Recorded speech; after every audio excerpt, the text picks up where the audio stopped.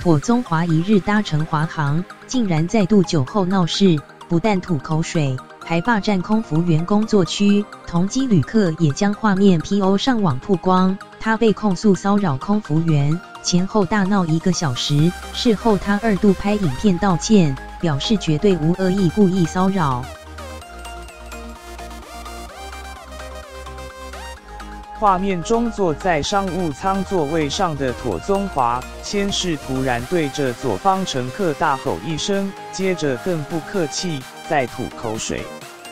被波及的旅客感到不满，拿毛毯回击。妥宗华一怒之下，又将毛毯丢回去。2月1号，他搭乘华航商务舱，从台北飞往新加坡，要去拍大陆的电影。飞行途中酒醉失态，除了对其他乘客大声说话，还骚扰空服员。清楚听见空服员在工作区啜泣将近1分钟，哭得相当委屈。遭到骚扰的空姐拿着卫生纸掩面哭泣。同机旅客更爆料，一度听见空服员大声喊：“你都从下面摸上来了，你怎么还可以说没有？”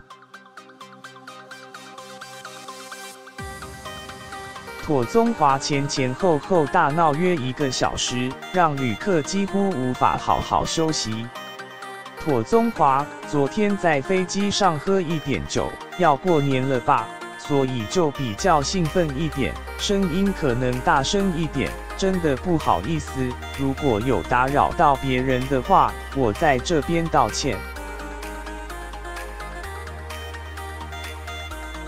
事发后自拍录影片还原事件经过，表示只是心情好，而华航发声明稿说不排除协助被骚扰组员提告。妥宗华再度拍影片道歉。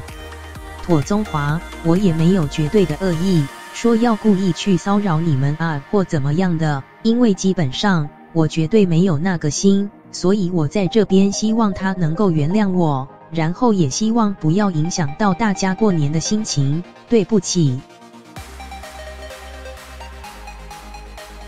一改之前道歉态度，不过画面会说话，因为飞机上喝酒失态的脱序行为，让妥宗华的形象再次大受打击。